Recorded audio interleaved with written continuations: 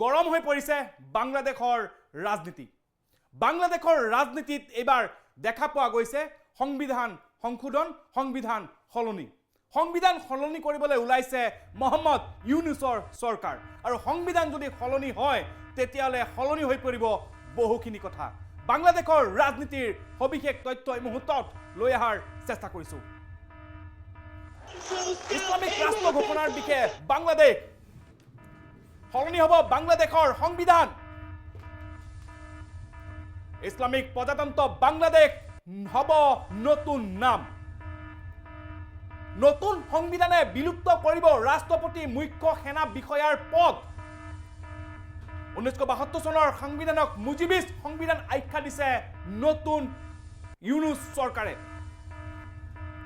ইউনুছ চৰকাৰৰ পৃষ্ঠপোষকতাত সংবিধান সলনিৰ চিন্তা চৰ্চা বাংলাদেশত। ঢাকাস্থিত পাকিস্তানী দূতাবাসৰ সৈতে সঘনাই যোগাযোগ ইউনুছ চৰকাৰৰ। মহম্মদ ইউনুছৰ সঘনাই যোগাযোগ। মুফতি কাজী ইব্ৰাহিমে প্ৰস্তুত কৰিছে সংবিধানৰ প্ৰস্তাৱনা। মুফতি কাজী ইব্ৰাহিমে প্ৰস্তুত কৰা সংবিধানৰ যিখন প্ৰস্তাৱনা, সেই প্ৰস্তাৱনাত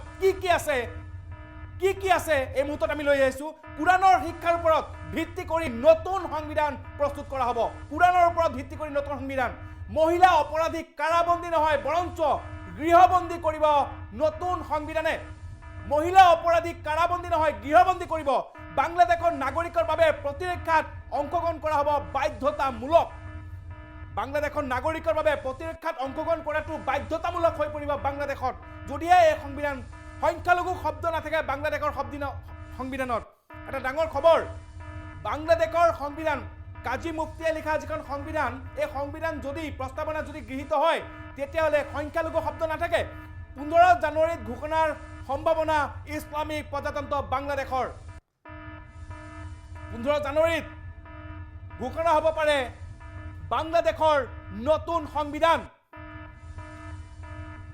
সলনি হ'ব বাংলাদেশৰ সংবিধান। আৰু বাংলাদেশৰ সংবিধানত বহুকেইটা সলনি হৈ পৰিব। 1972 চনৰ যি সংবিধান, এই সংবিধান মুজিবিষ্ট বুলি আখ্যা দিছে। নতুন সংবিধান আহিলে বিলুপ্ত হ'ব ৰাষ্ট্ৰপতি আৰু মুখ্য নিৰ্বাচন বিষয়াৰ পদ বা মুখ্য সেনা বিষয়াৰ পদ বিলুপ্ত হৈ পৰিব। অধিক ক্ষমতা দিয়া হ'ব। আৰু বংগবন্ধুৰ যি সংবিধান, এই সংবিধানক কোনো পধ্যে মানি নলোৱাৰ হুংকাৰ যোৱাকালিৰ দিনটোত শ্বহীদ মিনাৰত এক বিশাল ৰাজহুৱা সভা অনুষ্ঠিত হৈছিল। সংখ্যালঘুৰ নামৰ শব্দ বিলীন কৰিব, বিলুপ্তি কৰি পেলাব। আৰু বাংলাদেশৰ বৰ্তমানৰ যিখন সংবিধান এয়া সম্পূৰ্ণৰূপে কবৰ দিব নতুন ইউনুছ চৰকাৰে। ইউনুছ চৰকাৰে কবৰ দিব নতুন সংবিধান। বাংলাদেশৰ ফালৰ পৰা স্পষ্টকৈ কোৱা হৈছে যে ভাৰতৰ উচতনিত এই সংবিধান প্ৰস্তুত কৰা হৈছিল আৰু বৰ্তমান সলনি কৰিবলৈ গৈ আছে সংবিধান। মুফতি কাজী ইব্ৰাহিমে প্ৰস্তুত কৰিছে সংবিধানৰ প্ৰস্তাৱনা। আমি শ্বহীদ মিনাৰৰ দৃশ্য দেখুৱাম এটা স্ক্ৰীণত, আনটো স্ক্ৰীণত আমি দেখুৱাম মুফতিৰ ভাষণ। তাৰ পাছতে আমি বাংলাদেশলৈ পোনপটীয়া সম্প্ৰচাৰ যোগে যাম। আমি জানিম বাংলাদেশৰ এই সংবিধানৰ প্ৰস্তাৱনাক লৈ কি আলোচনা বুবুবাবা চলিছে ৰাজনৈতিক মহলত। এটা স্ক্ৰীণত আমি দেখুৱাব বিচাৰিম শ্বহীদ মিনাৰৰ দৃশ্য। ছাত্ৰ ছাত্ৰীৰ প্ৰতিবাদে এম্বিয়েন্সৰ হয়। আনটো স্ক্ৰীণত আমি দেখুৱাম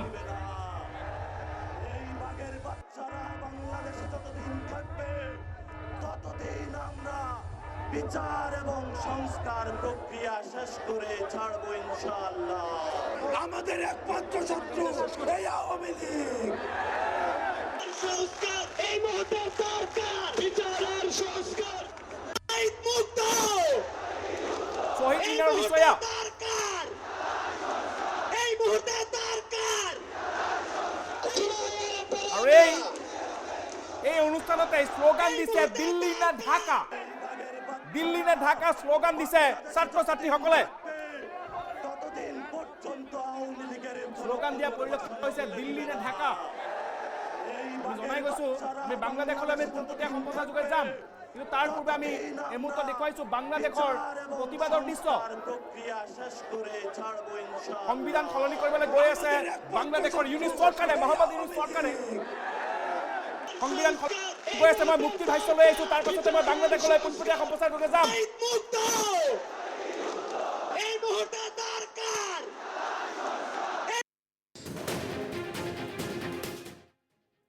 একটি শাসন ব্যবস্থা অল অর্ডার এটা হবে ইনশাআল্লাহ। মুসলিমরা একটি রাজনৈতিক ইউনিট, অমুসলিমরাও প্রত্যেকে এক একটি সমমর্যাদার রাজনৈতিক ইউনিট, কেউ সংখ্যালঘু নয়। ডাক্তার ইউনূস সাহেব, জনাব ওয়াকারুজ্জামান সাহেব, দেখে নিন আমাদের জনতা এই সংবিধানকে সমর্থন দিচ্ছে। অপরাধের ক্ষেত্রে তাদের কারাবন্দী নয়, বরং নারীদেরকে গৃহবন্দী করা যাবে, কারাবন্দী নয়। নতুন বাংলাদেশের নতুন সংবিধান। আল্লাহর নামে যিনি পরম করুণাময় অতি দয়ালু, আমরা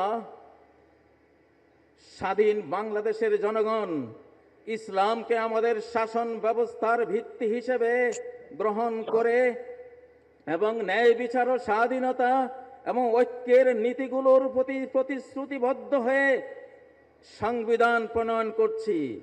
কোরআনের শিক্ষা এবং মহানবী মুহাম্মদ সাল্লাল্লাহু আলাইহি সাল্লামের সুন্নাহর উপর ভিত্তি করে এই সংবিধান রচিত হবে। এটি আল্লাহর আইন প্রতিষ্ঠা, সামাজিক সমতা নিশ্চিত করা এবং ইসলামী উম্মার সার্বভৌমত্ব রক্ষার জন্য নিবেদিত থাকবে। প্রথম অধ্যায় ভিত্তিমূলক নীতি, ধারা 1 রাষ্ট্রের প্রকৃতি।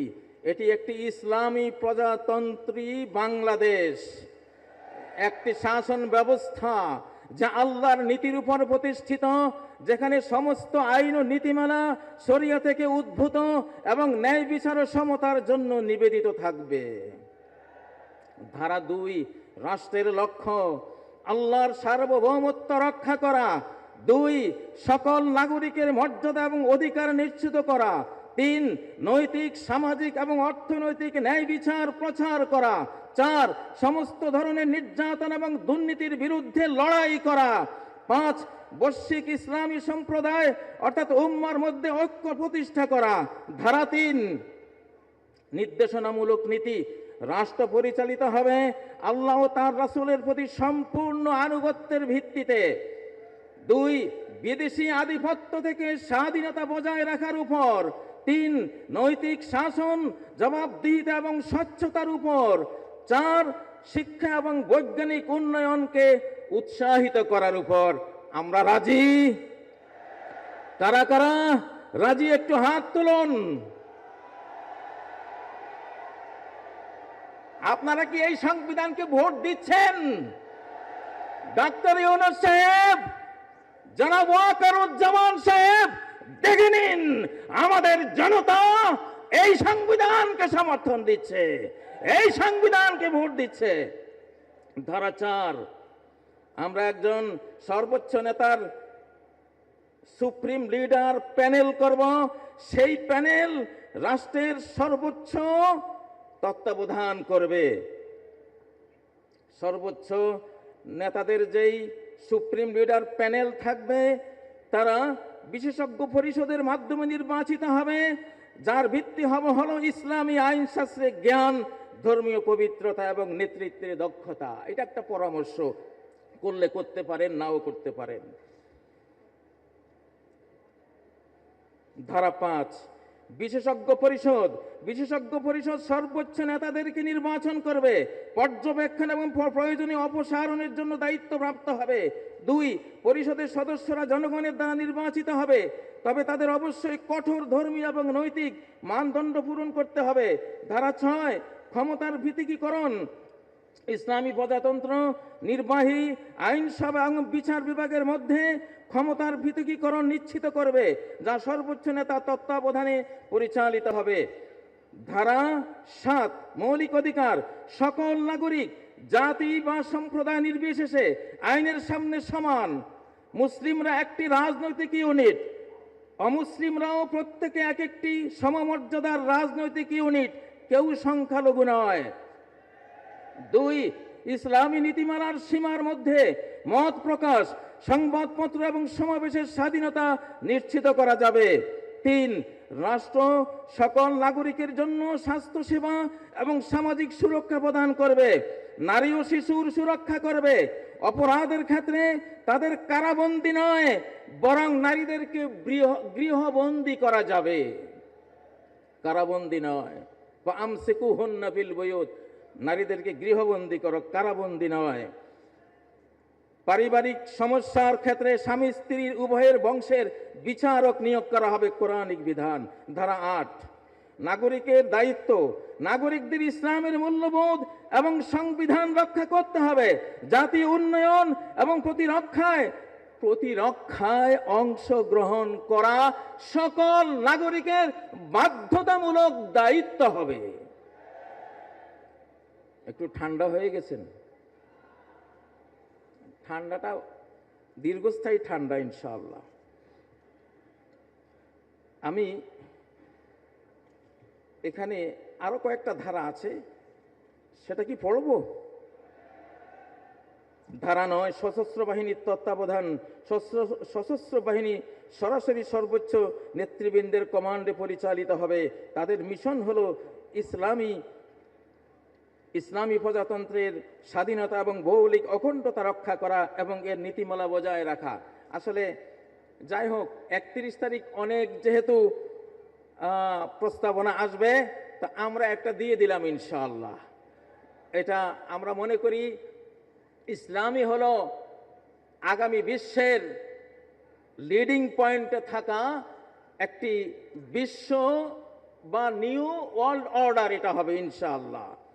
ধর্মীয় নেতৃত্ব এগিয়ে আসছে সারা বিশ্বে, বাংলাদেশে, সিরিয়ায়, আফগানিস্তানে এবং আমরা দেখছি ফিলিস্তিনে, আমরা দেখছি সারা বিশ্বে ধর্মীয় বাংলাদেশ নতুন নাম হ'ব ইসলামিক প্ৰজাতন্ত্ৰ বাংলাদেশ। এই মুহূৰ্তত মই বাংলাদেশলৈ পোনপটীয়াকৈ যাব বিচাৰিছো। সাৰ্জন মিস্ত্ৰী, বাংলাদেশৰ এগৰাকী নেতা সাৰ্জন মিস্ত্ৰী এই মুহূর্তত। নমস্কার সার্জন মিস্ত্রি বাবু, কেমন আছেন বলুন? আর বাংলাদেশে আসলে হচ্ছেটা কি?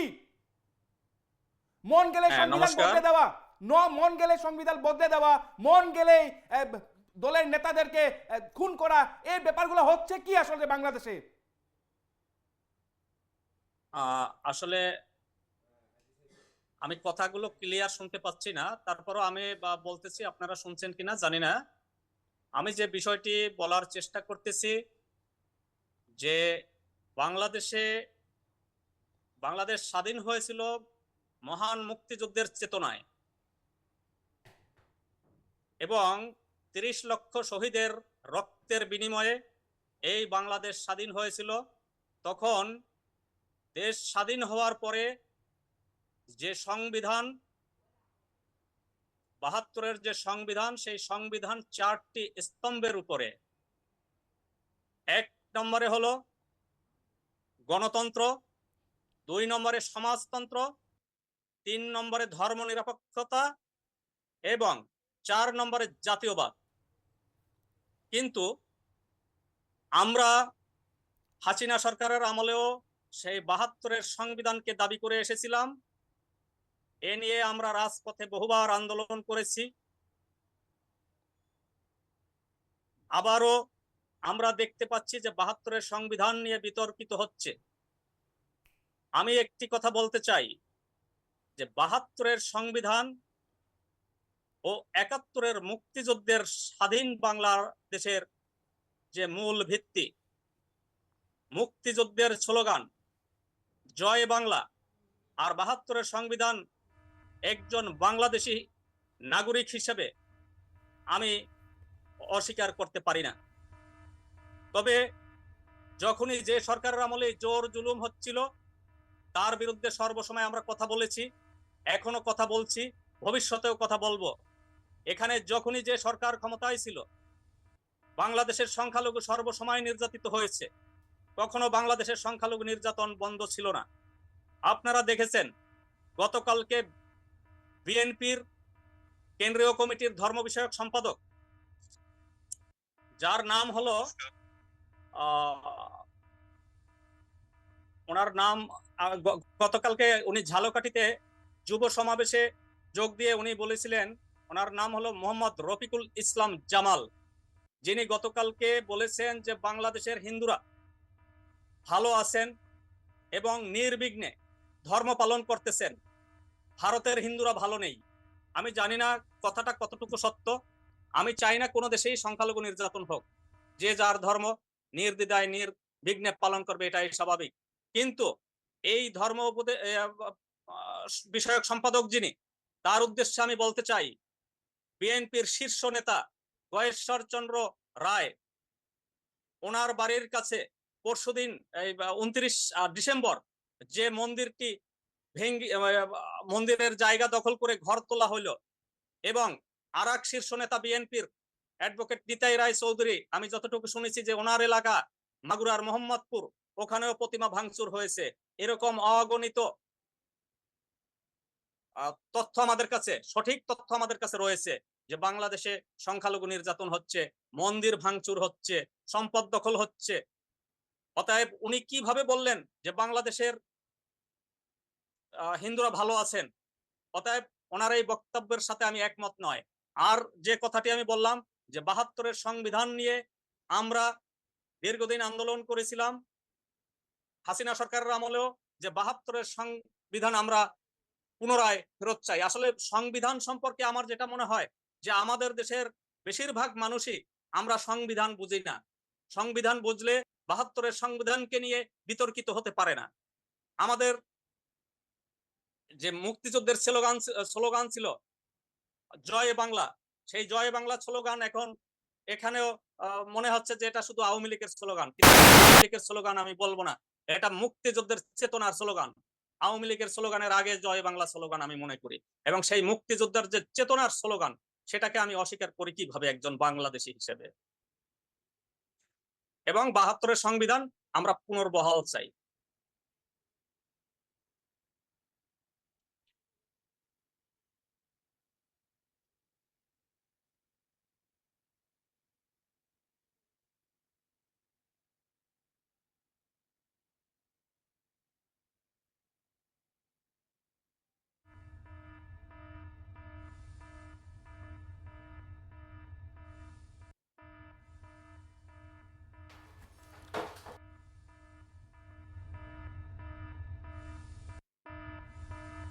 মিস্ত্ৰীৰ সৈতে আমি পুনৰ যদি কিছু সম্ভৱ হয় আমি তেওঁৰ সৈতে পুনৰ যোগাযোগ আমি কৰিবলৈ চেষ্টা কৰিম। এই মুহূৰ্তত আমাৰ সৈতে কিছু কাৰিকৰী বিচ্যুতি ঘটিছে, তাৰ কাৰণে আমাৰ বাংলাদেশৰ আমাৰ সাৰ্জন মিস্ত্ৰী, জাতীয় পাৰ্টীৰ নেতা সাৰ্জন মিস্ত্ৰীৰ সৈতে আমাৰ যোগাযোগ বিচ্ছিন্ন হৈছে। মই পুনৰ সাৰ্জন মিস্ত্ৰীৰ কাষলৈ যাব বিচাৰিছোঁ।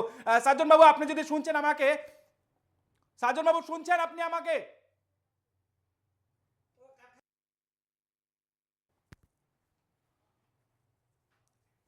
আমি সাৰ্জন মিস্ত্ৰীৰ সৈতে পুনৰ বাংলাদেশত আমি যোগাযোগ কৰাৰ চেষ্টা কৰিম, কিন্তু এই মুহূৰ্তত মই পুনৰ ক'ব বিচাৰিছোঁ যে বাংলাদেশৰ সংবিধান সংশোধনক লৈ বা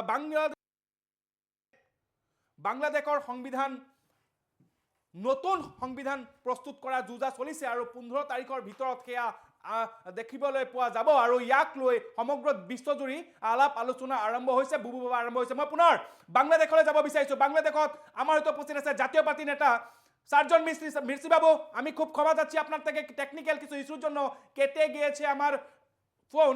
এই মুহূর্তে আমি আপনার থেকে পুনর জানতে চাই যে বাংলাদেশের সংবিধান যেটা সংশোধন হবে বা বদলে দেওয়া হবে, আর সেই কাজীর তরফ থেকে যা বলা হচ্ছে যে হিন্দু সংখ্যালঘু বা সংখ্যালঘুর যেটা শব্দ, এই শব্দটা কিছু থাকবে না। ব্যাপারটা কি? ব্যাপারটা কি? আমি যেটা একটু আগেও বললাম যে আমি বাংলাদেশের সংখ্যালঘু সম্প্রদায়ের জন্য দীর্ঘদিন রাজপথে ছিলাম। আমি একটি হিন্দু সংগঠনের মুখপাত্র হিসেবে সর্বসময় রাজপথে ছিলাম, এবং যে কথাটি বললাম যে ৭২-এর সংবিধান নিয়ে কিন্তু আমরা হাসিনা সরকারের আমলেও আন্দোলন করেছি, এবং ৭২-এর সংবিধান যদি পুনর্বহাল থাকে তাহলে সেখানে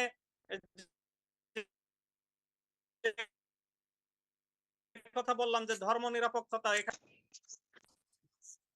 আমাদের সেই 4টি স্তম্ভ হলো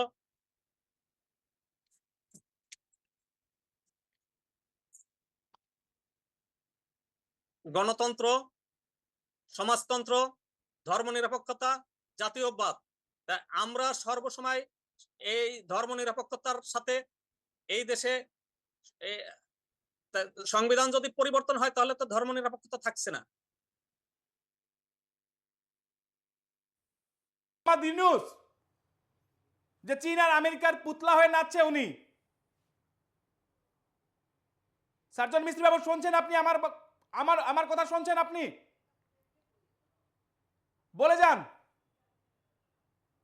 এই মুহূৰ্তত সাৰ্জন মিস্ত্রি হইতে আমার যোগাযোগ পুনৰ বিচ্ছিন্ন হৈছে, কিন্তু আমি পুনৰ তেওঁৰ মুখৰ পৰা আমি জানিম যদি আমাৰ সৈতে সংযোগ পুনৰ হয়। এই মুহূৰ্তত আমি জনাইছোঁ যে মুফতি কাজী ইব্ৰাহিমে প্ৰস্তুত কৰা যিখন সংবিধান তাতে যিখন প্ৰস্তুত কৰিছে এই মুহূৰ্তলৈকে গৃহীত হোৱা নাই যদিও তাত স্পষ্টকৈ লিখা আছে যে সংখ্যালঘু নামৰ কোনো ধৰণৰ শব্দ নাথাকিব তাত, আৰু মহিলাসকলক কাৰাবন্দী নহয়, অপৰাধ কৰিলে মহিলাসকলক কাৰাবন্দী নহয় বৰঞ্চ তেওঁলোকক গৃহবন্দীহে কৰা হ'ব। ঠিক একেদৰে ইছলামিক ৰাষ্ট্ৰ ঘোষণাৰ দিশে আগবাঢ়িছে এই মুহূৰ্তত বাংলাদেশ। ঠিক একেদৰে কৈছে যে আফগানিস্তান আন আন দেশ ধৰ্মৰ ভিত্তিত এই মুহূৰ্তত আগবাঢ়ি গৈছে আৰু ধৰ্মীয় শক্তিৰ উত্থান হৈছে। গতিকে বাংলাদেশ এই মুহূৰ্তত ধৰ্মীয় শক্তিৰ উত্থানৰ লগে লগে একেলগে খোজকাঢ়িব লাগে। আৰু বাৰে বাৰে তেওঁলোকে ভাৰত বিৰোধী যি এজেণ্ডা সেই আৰম্ভ কৰিছে বাংলাদেশৰ পৰা। আমি এই মুহূৰ্তত আপোনালোকক বক্তব্য শুনোৱালোঁ, কিন্তু মই পুনৰ ইব্ৰাহিম কাজীৰ যি বক্তব্য সেই বক্তব্য আমি এটা স্ক্ৰীণত লৈ অহাৰ চেষ্টা কৰিছোঁ, ফুল স্ক্ৰীণ এই মুহূৰ্তত লৈ অহাৰ চেষ্টা কৰিছোঁ।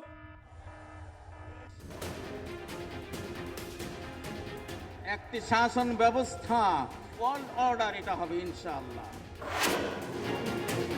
মুসলিমরা একটি রাজনৈতিক ইউনিট, অমুসলিমরাও প্রত্যেকে এক একটি সমমর্যাদার রাজনৈতিক ইউনিট, কেউ সংখ্যালঘু নয়। ডাক্তার ইউনূস সাহেব, জনাব ওয়াকারুজ্জামান সাহেব, দেখে নিন আমাদের জনতা এই সংবিধানকে সমর্থন দিচ্ছে। অপরাধের ক্ষেত্রে তাদের কারাবন্দী নয়, বরং নারীদেরকে গৃহবন্দী করা যাবে, কারাবন্দী নয়। নতুন বাংলাদেশের নতুন সংবিধান, আল্লাহর নামে যিনি পরম করুণাময় অতি দয়ালু, আমরা স্বাধীন বাংলাদেশের জনগণ ইসলামকে আমাদের শাসন ব্যবস্থার ভিত্তি হিসেবে গ্রহণ করে এবং ন্যায় বিচার ও স্বাধীনতা এবং ঐক্যের নীতিগুলোর প্রতি প্রতিশ্রুতিবদ্ধ হয়ে সংবিধান প্রণয়ন করছি। কোরআনের শিক্ষা এবং মহানবী মুহাম্মদ সাল্লাল্লাহু আলাইহি সাল্লামের সুন্নাহর উপর ভিত্তি করে এই সংবিধান রচিত হবে। এটি আল্লাহর আইন প্রতিষ্ঠা, সামাজিক সমতা নিশ্চিত করা এবং ইসলামী উম্মার সার্বভৌমত্ব রক্ষার জন্য নিবেদিত থাকবে। প্রথম অধ্যায় ভিত্তিমূলক নীতি, ধারা 1 রাষ্ট্রের প্রকৃতি। এটি একটি ইসলামী প্রজাতন্ত্রী বাংলাদেশ, একটি শাসন ব্যবস্থা যা আল্লাহর নীতির উপর প্রতিষ্ঠিত, যেখানে সমস্ত আইন ও নীতিমালা শরিয়া থেকে উদ্ভূত এবং ন্যায় বিচার ও সমতার জন্য নিবেদিত থাকবে। ধারা 2 রাষ্ট্রের লক্ষ্য, আল্লাহর সার্বভৌমত্ব রক্ষা করা। 2 সকল নাগরিকের মর্যাদা এবং অধিকার নিশ্চিত করা। 3 নৈতিক, সামাজিক এবং অর্থনৈতিক ন্যায় বিচার প্রচার করা। 4 সমস্ত ধরনের নির্যাতন এবং দুর্নীতির বিরুদ্ধে লড়াই করা। 5 বৈশ্বিক ইসলামী সম্প্রদায় অর্থাৎ উম্মার মধ্যে ঐক্য প্রতিষ্ঠা করা। ধারা 3 নির্দেশনামূলক নীতি, রাষ্ট্র পরিচালিত হবে আল্লাহ ও তার রাসূলের প্রতি সম্পূর্ণ আনুগত্যের ভিত্তিতে। 2 বিদেশি আধিপত্য থেকে স্বাধীনতা বজায় রাখার উপর। 3 নৈতিক শাসন, জবাবদিহিতা এবং স্বচ্ছতার উপর। 4 শিক্ষা এবং বৈজ্ঞানিক উন্নয়নকে উৎসাহিত করার উপর। আমরা রাজি? কারা কারা রাজি একটু হাত তুলুন। আপনারা কি এই সংবিধানকে ভোট দিচ্ছেন? ডাক্তার ইউনূস সাহেব, জনাব ওয়াকারুজ্জামান সাহেব, দেখে নিন আমাদের জনতা এই সংবিধানকে সমর্থন দিচ্ছে, এই সংবিধানকে ভোট দিচ্ছে। ধারা 4 আমরা একজন সর্বোচ্চ নেতার সুপ্রিম লিডার প্যানেল করব। সেই প্যানেল রাষ্ট্রের সর্বোচ্চ তত্ত্বাবধান করবে। সর্বোচ্চ নেতাদের যেই সুপ্রিম লিডার প্যানেল থাকবে, তারা বিশেষজ্ঞ পরিষদের মাধ্যমে নির্বাচিত হবে, যার ভিত্তি হলো ইসলামী আইন শাস্ত্রের জ্ঞান, ধর্মীয় পবিত্রতা এবং নেতৃত্বের দক্ষতা। এটা একটা পরামর্শ, করলে করতে পারেন, নাও করতে পারেন। ধারা 5, বিশেষজ্ঞ পরিষদ সর্বোচ্চ নেতাদেরকে নির্বাচন করবে, পর্যবেক্ষণ এবং প্রয়োজনীয় অপসারণের জন্য দায়িত্বপ্রাপ্ত হবে। 2, পরিষদের সদস্যরা জনগণের দ্বারা নির্বাচিত হবে, তবে তাদের অবশ্যই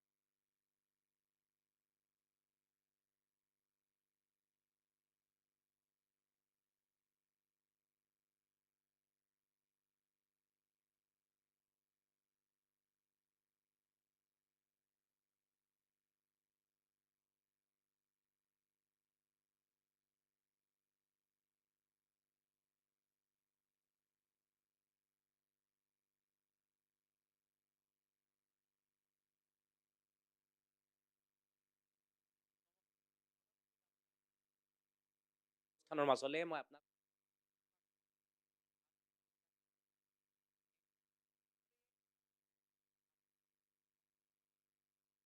সকলোৱে এই বিশেষ দিনটোক লৈ বহুত পৰিকল্পনা কৰোঁ। 1 জানুৱাৰী হৈছে মানুহে পৰিকল্পনা কৰাৰ সময় আৰু 31 ডিচেম্বৰ হৈছে ৰিয়েলিটি, অৰ্থাৎ সঁচাৰ সৈতে মুখামুখি হোৱাৰ সময়। আজি যিহেতু 1 জানুৱাৰী, নিশ্চয় আপুনিও বহু পৰিকল্পনা কৰিছে, যিসমূহ পৰিকল্পনাৰ লগত জড়িত হৈ আছে আপোনাৰ অনাগত দিনবোৰ, অনাগত সময়বোৰত আপুনি কৰিবলগীয়া বহু কাম। কিন্তু যিটো সময়ত আপুনি মই সকলোৱে পৰিকল্পনা কৰিছোঁ, সেইটো সময়তে আমি বিগত বছৰৰ কিছুমান ঘটনা পৰিঘটনাকো এই সময়ত জুকিয়াই চোৱাটো দৰকাৰ। 2024 চনটো বিশ্বৰ বাবে অন্য এক গুৰুত্বপূৰ্ণ সময় আছিল। 2024 চনত বিশ্ব ৰাজনীতিত বহুতো উলট পালট ঘটনা সংঘটিত হৈছে। গতিকে 2024 চনটো আপুনি মই সকলোৱে মনত ৰখাটো এইবাবেই দৰকাৰ, কাৰণ ইতিহাস আৰু বিগত সময়ে মানুহক বহু কথা শিকায়। যিবোৰ কথা শিকায় সেইবোৰ কথাৰ ওপৰত ভিত্তি কৰিয়েই মানুহে বহু সময়ত খোজকাঢ়িবৰ বাবে, আগবাঢ়ি যাবৰ বাবে সুবিধা লাভ কৰে। গতিকে আহক 2024 চনৰ কেইটামান গুৰুত্বপূৰ্ণ ঘটনা, যিসমূহ ঘটনা আপুনি বহু সময়ত সংবাদ মাধ্যমৰ জৰিয়তে জানিছিল, শুনিছিল, হয়তো বুজিছিল, আজি আকৌ একবাৰ আলোচনা কৰোঁ, যাতে 2025, 26, 27 অনাগত কোনো এটা সময়তে, কোনো এটা বছৰতে এনেধৰণৰ ঘটনাবোৰ উভতি নাহে। 2024 চনত ভাৰতবৰ্ষৰ নিচেই কাষতে থকা বাংলাদেশত ভয়ংকৰ ঘটনা সংঘটিত হ'ল। বাংলাদেশত প্ৰতিবাদ কৰিবৰ বাবে ওলাই আহিল হাজাৰ হাজাৰ লোক। হাজাৰ হাজাৰ বুলি ক'লে ভুল হ'ব, প্ৰায় লাখ লাখ যুৱক যুৱতী, লাখ লাখ ছাত্ৰ ঠিক এনেদৰে ওলাই আহিল বাংলাদেশত। বাংলাদেশত তেওঁলোকে প্ৰতিবাদ কৰিলে এইবাবে, কাৰণ বাংলাদেশ যেতিয়া স্বাধীন হৈছিল, অৰ্থাৎ 1970 চনৰ পিছত যেতিয়া বাংলাদেশ স্বাধীন হৈছিল, শ্বেখ মুজিবুৰ ৰহমানে যেতিয়া বাংলাদেশত নতুন শাসনভাৰ লৈছিল, সেইটো সময়ত তেওঁ এক বিশেষ ব্যৱস্থা কৰিছিল, আৰু সেই বিশেষ ব্যৱস্থাটো আছিল যে বাংলাদেশত যিসকলে স্বাধীনতা আন্দোলনত, অৰ্থাৎ স্বাধীনতা সংগ্ৰামত অংশগ্ৰহণ কৰিছিলে, তেওঁলোকৰ পৰিয়ালক চৰকাৰী চাকৰিৰ বাবে এক ৰিজাৰ্ভেশ্যন, অৰ্থাৎ সংৰক্ষণৰ ব্যৱস্থা থাকিব। এই সংৰক্ষণ ব্যৱস্থাৰ বিৰোধিতা কৰিছিল ছাত্ৰ ছাত্ৰীসকলে, যুৱকসকলে বিৰোধিতা কৰিছিল, আৰু তাৰ বাবে তেওঁলোক ওলাই আহিছিল ৰাজপথলৈ। ৰাজপথৰ এই প্ৰতিবাদ অতি বেছি ভয়ংকৰ হৈ পৰিছিল, আৰু সেইটো সময়তে বাংলাদেশৰ সেইটো সময়ৰ প্ৰধানমন্ত্ৰী শ্বেখ হাছিনাই এক গুৰুত্বপূৰ্ণ মন্তব্য কৰিছিল। গুৰুত্বপূৰ্ণ নহয়, আচলতে এক বিৰূপ মন্তব্য কৰা বুলি অভিযোগ উত্থাপন কৰিছিল প্ৰতিবাদকাৰীসকলে। তাৰ পিছতে বাংলাদেশত অতি ভয়ংকৰ পৰিৱেশ গঢ়ি তুলিছিল। ইমান বেছি পৰিৱেশ ভয়ংকৰ হৈ পৰিছিল যে বাংলাদেশ ত্যাগ কৰিবৰ বাবে বাধ্য হৈ পৰিছিল শ্বেখ হাছিনাই। এখন বিশেষ বিমানৰ জৰিয়তে শ্বেখ হাছিনাই বাংলাদেশ ত্যাগ কৰিছিল, আৰু বাংলাদেশৰ পৰা শ্বেখ হাছিনা আহি ভাৰতবৰ্ষত উপস্থিত হৈছিল। ভাৰতবৰ্ষত শৰণ লৈছিল শ্বেখ হাছিনাই। কিন্তু এইখিনি সময়তে মই আপোনালোকক মনত পেলাই দিব বিচাৰিছোঁ, শ্বেখ হাছিনা তেতিয়াও ভাৰতবৰ্ষত আছিল যেতিয়া শ্বেখ হাছিনাৰ গোটেই পৰিয়ালটোক নিধন কৰা হৈছিল বাংলাদেশত শ্বেখ মুজিবুৰ ৰহমানৰ গোটেই পৰিয়ালক নিধন কৰা হৈছিল। ইজনৰ পিছত সিজন সদস্যৰ প্ৰাণ লোৱা হৈছিল। সেইখনেই বাংলাদেশ, যিখন বাংলাদেশক স্বাধীন কৰিছিল শ্বেখ মুজিবুৰ ৰহমানে। অৰ্থাৎ 1947 চনত যেতিয়া ভাৰত স্বাধীন হৈছিল, একেটা সময়তে পাকিস্তানো স্বাধীন হৈছিল, আৰু পাকিস্তান দুটা অংশত বিভাজিত হৈ আছিল। এটা অংশ পূব পাকিস্তান আৰু এটা অংশ হৈছে পশ্চিম পাকিস্তান। পূব পাকিস্তান, অৰ্থাৎ যাক আমি আজি বাংলাদেশ বুলি জানো, পূব পাকিস্তানৰ জনসাধাৰণে সদায় শোষণ লাভ কৰিছিল পশ্চিম পাকিস্তানৰ পৰা। পূব পাকিস্তানে অৰ্থনৈতিক ক্ষেত্ৰখনত যথেষ্ট অৱদান আগবঢ়াইছিল, কিন্তু তাৰ ঠাইত পূব পাকিস্তানৰ জনসাধাৰণে লাভ কৰা নাছিল কোনো ধৰণৰ সুবিধা, আনকি ৰাজনৈতিক ক্ষেত্ৰখনত, শিক্ষাৰ ক্ষেত্ৰখনত সুবিধাও লাভ কৰা নাছিল, যাৰ বাবে পূব পাকিস্তানৰ জনসাধাৰণ ক্ষোভিত হৈ পৰিছিল। আটাইতকৈ বেছি ক্ষোভিত হৈ পৰিছিল যেতিয়া উৰ্দু ভাষা পূব পাকিস্তান, অৰ্থাৎ বাংলাভাষী লোকসকলেও ক'বই লাগিব বুলি এক বাধ্যবাধকতা অনা হৈছিল, আৰু শ্বেখ মুজিবুৰ ৰহমানৰ নেতৃত্বত তাৰপিছত আৰম্ভ হৈছিল এক আন্দোলন। সেই আন্দোলনৰ সময়তে ভাৰতবৰ্ষইও এই আন্দোলনত সহায় কৰিছিল, ইন্দিৰা গান্ধীয়ে সহায় কৰিছিল, অপাৰেশ্যন চাৰ্চলাইট চলিছিল। অপাৰেশ্যন চাৰ্চলাইটৰ কাৰণে বহু বাংলাদেশী মানুহ আহি অসম, ভাৰতবৰ্ষৰ ভিন্ন প্ৰান্তত সোমাই পৰিছিল, যাৰ বাবে এই সকল অনুপ্ৰৱেশকাৰীৰ এই যি ভয়ংকৰ পৰিৱেশ, সেই ভয়ংকৰ পৰিৱেশক ৰোধ কৰিবৰ বাবে ভাৰতবৰ্ষই প্ৰৱেশ কৰিবলগীয়া হৈছিল যুদ্ধত। আৰু এই যুদ্ধত শ্বেখ মুজিবুৰৰ নেতৃত্বত, যুদ্ধ যেতিয়া শেষ হৈছিল, শ্বেখ মুজিবুৰৰ নেতৃত্বত চৰকাৰ গঠন কৰা হৈছিল। কিন্তু সেইগৰাকী শ্বেখ মুজিবুৰ ৰহমানৰে কন্যা যি শ্বেখ হাছিনাই দেশ ত্যাগ কৰাৰ পিছত এনেদৰে গণভৱনত প্ৰতিবাদকাৰীসকলে প্ৰৱেশ কৰিছিল। গণভৱন এনেদৰে ধ্বংস কৰি দিয়া হৈছিল। গণভৱনৰ পৰা শ্বেখ হাছিনাৰ অন্তবাস পৰ্যন্ত হাতত লৈ এনেদৰে আনন্দ ফূৰ্তি কৰিছিল এইসকল প্ৰতিবাদকাৰীয়ে। আল্লাহক তেওঁলোকে সোঁৱৰণ কৰিছিল, আৰু আটাইতকৈ ডাঙৰ কথা, যিগৰাকী ব্যক্তিৰ বাবে তেওঁলোকে স্বাধীনতা লাভ কৰিছিল, যাক কোৱা হয় বাংলাদেশৰ পিতা বুলি, সেইগৰাকী পিতা অৰ্থাৎ শ্বেখ মুজিবুৰ ৰহমানৰ মূৰ্তি পৰ্যন্ত তেওঁলোকে ভাঙি পেলাইছিল। ঠিক এনেদৰে মূৰ্তি যিটো সময়ত তেওঁলোকে ভাঙিছিল, তাৰ পিছতে তেওঁলোকৰ তাতে ইউনুছ চৰকাৰ আহিছিল, এখন অন্তৱৰ্তীকালীন চৰকাৰ আহিছিল মহম্মদ ইউনুছৰ নেতৃত্বত। আৰু মহম্মদ ইউনুছৰ নেতৃত্বত যিখন অন্তৱৰ্তীকালীন চৰকাৰ, সেই চৰকাৰৰ দিনতেই এতিয়া হিন্দুসকল আটাইতকৈ বেছি অসুৰক্ষিত বাংলাদেশৰ হিন্দুসকলে নিতৌ প্ৰতিবাদ কৰিছে। তেওঁলোকে কৈছে এইখন আমাৰো দেশ, আমিও জীয়াই থাকিব বিচাৰোঁ ইয়াতে, কিন্তু সংখ্যালঘু হোৱাৰ বাবেই তেওঁলোকৰ ওপৰত যথেষ্ট অমানসিক অত্যাচাৰ চলা দেখিবলৈ পোৱা যায়। দুৰ্গা পূজা তেওঁলোকে পাতিব নোৱাৰে, তেওঁলোকে কোনো ধৰণৰ ধৰ্মীয় অনুষ্ঠান কৰিব নোৱাৰে, তেওঁলোকে ছুটি নাপায়, তেওঁলোকে প্ৰতিবাদ কৰিবলৈ আহিলে তেওঁলোকক দেশদ্ৰোহী সজাই গ্ৰেপ্তাৰ কৰা হয়, জেলত